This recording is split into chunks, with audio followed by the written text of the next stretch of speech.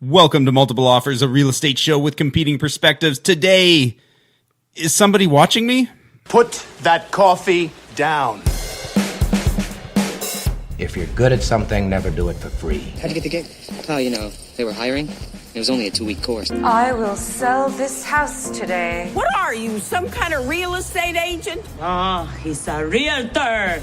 There is a difference somehow. This is Multiple Offers, a real estate show.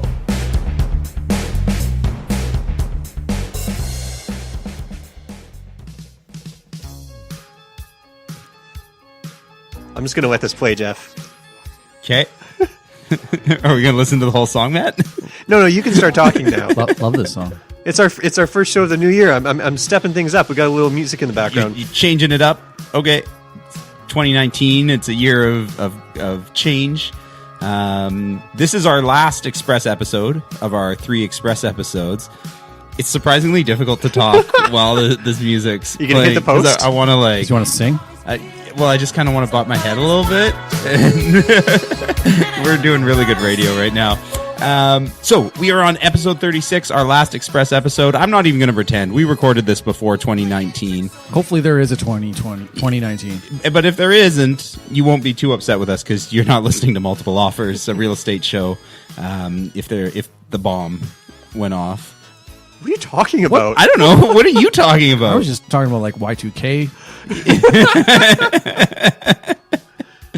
Anyways, Happy New Year. Can we stop ignoring this amazing song that I'm playing? Matt went to a lot of work to get the rights to You're this playing song. a song? I don't hear anything. Come on, Jeff. What is it, Matt? Why are we listening to this amazing song? Because I always feel like Somebody's watching me. And I got no privacy. And that's what we're talking about And that's today. what we're talking about today? See? Is it privacy? Matt and I had a meeting about the show this week, and we thought it'd be fun and clever to play that song. How's that working out for you? Yeah, pretty good. Clearly it's working. Matt, tell us about the show. What are we doing here? Okay, well, I started thinking about it when I did a tour not too long ago, and we started going through these homes that were all owned clearly by sort of like young parents. And like young parents with nanny cams? Probably. Yeah. Right? And you come in and like before you even go through the front door, everybody notices there's like a security camera watching you come up to the door, right? There's the nest and then there's this thing and then that thing. And I was like, hey guys, just so you know, let's just assume whatever we say in here very likely could be listened to or recorded. Right. If you got negative feedback, I don't care. You can say that out loud. But if you love the house and you think we're going to be making an offer, yeah. Just be cool, man. This is the one. Anything you would be saying that you wouldn't necessarily mention if the homeowner was sitting there on the couch, which sometimes they are in some houses. But it's just the world that we live in now with cameras and everything. Something that I know I haven't really had this conversation with buyers so much, maybe the few odd times, but I think it's worth mentioning. You know, we're talking about disclosures and things like that. And here's an obvious one. Like I had a story from a colleague, one of our colleagues in Burnaby, who after, the open house, I don't remember if it was an open house or a showing, but either way, owner's like, yeah, so that looked like it was pretty slow there. Like, yeah, we were at McDonald's, we were watching you on the cam. But no, unbeknownst to him, he had no idea. So I think that one thing is, if you do have cameras in your house, it's probably a good idea to just be upfront about it. Be like, just so you know, you would appreciate if the seller told you. Yeah, and not that you're going to be doing, you as an agent or someone else doing a showing or whatnot, that there's something going to be happening. Right from, it might not even be surveillance. It could be just like Matt mentioned, the nanny cam. Or even just the baby cam. I personally have a Nest cam in our baby room. We use that. It's a security camera, but it just worked really well as a baby cam because you could, anywhere you are on the phone, you want to check baby napping. I had a seller call me once, and you guys know him. It's Glenn from The Office. Glenn, we sold Glenn's house, and he called mid-showing, was like, tell that guy in my room to get out of my drawers. I'm like, what are you doing? He's like, I'm at the pub. I'm watching the open house from the pub. I'm like, Glenn, go away. Okay, so who is watching then?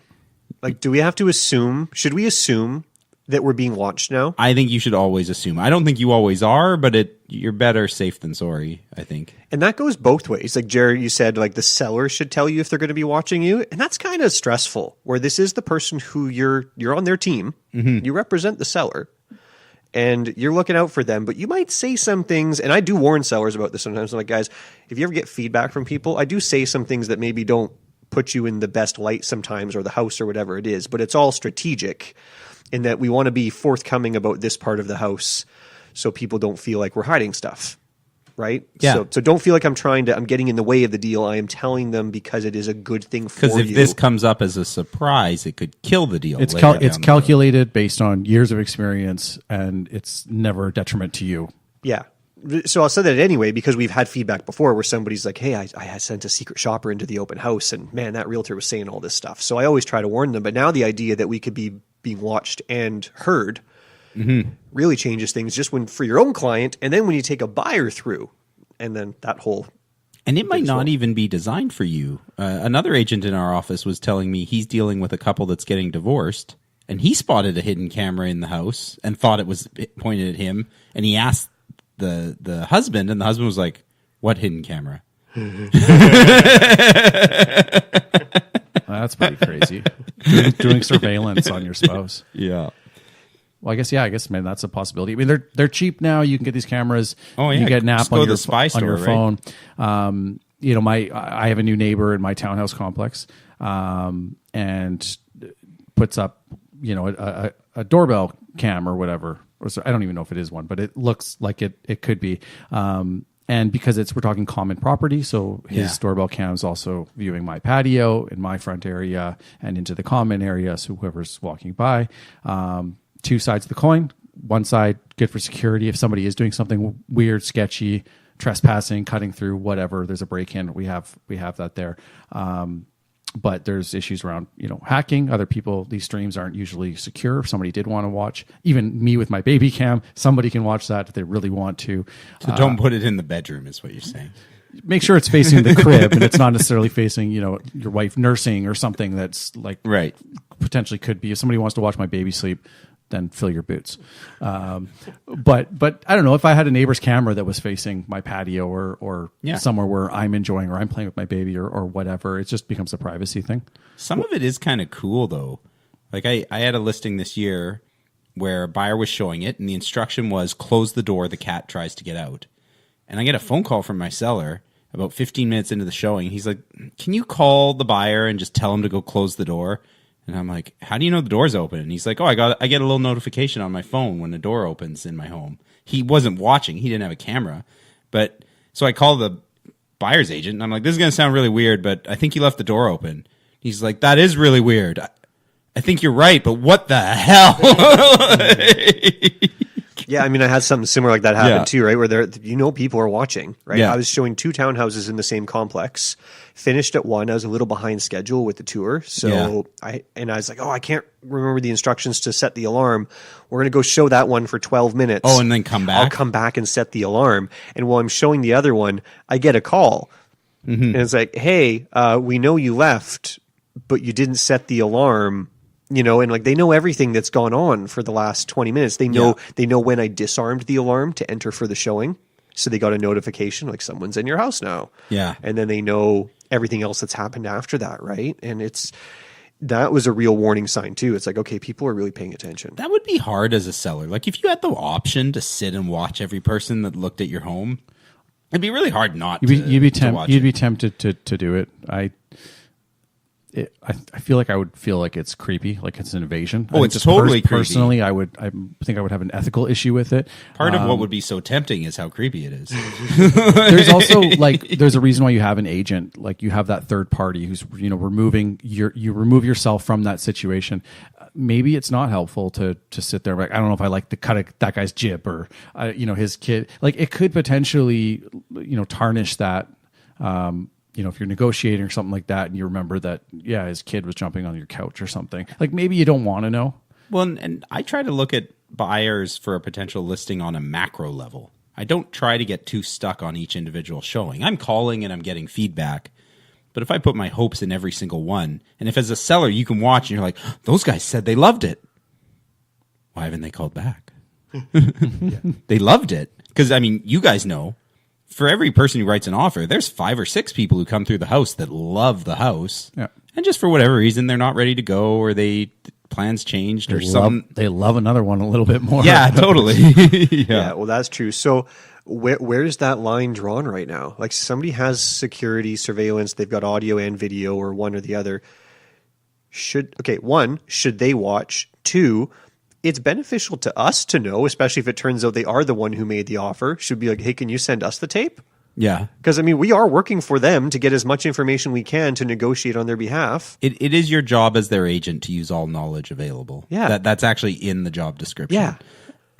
I think the ethical way to do it is if you're going to have a camera in your house that's recording showings, there should be a sign that tells people, hey, just so you know, there is a security camera running. Because it's your home. You have every right to record in there.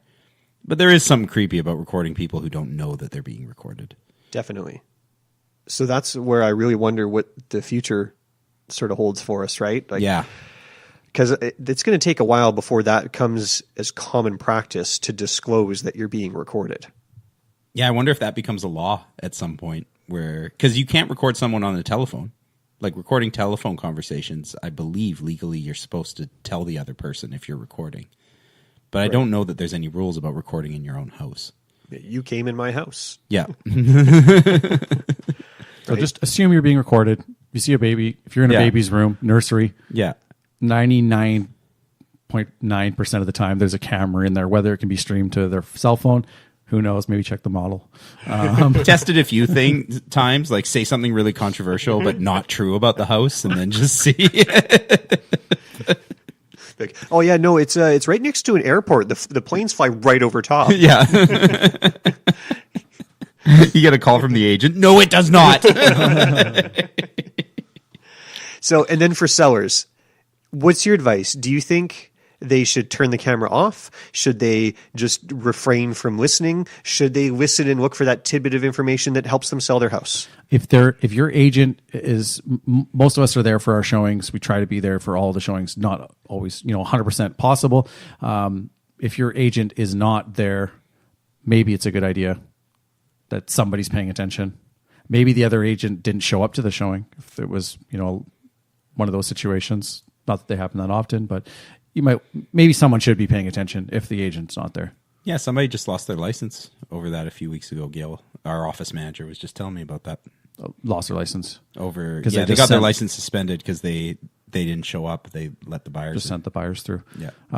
So I don't think there's any harm in that. If you have it, I wouldn't necessarily feel guilty about it. Yeah, I think the big advice to the sellers would be on the same team as your realtor, though. Like if you're doing it, let your realtor know. Yeah, and you should trust You should trust your realtor 100%. If you don't trust your realtor enough that you have to put a camera on them, maybe you didn't hire the right realtor. That's a very good point. I think generally, as a moral, ethical sort of stand to take, we should do our best to refrain unless it's been disclosed ahead of time. Yeah. During the showings, I think that's where it's going to end up anyway in a couple of years when this becomes a problem. Mm-hmm. So take the high ground, do it the right way, and you treat people fairly, you get a good result. All right. Cool. Okay, so that's it. That's Expressly coming back with the regular format next time, yeah? Oh, yeah.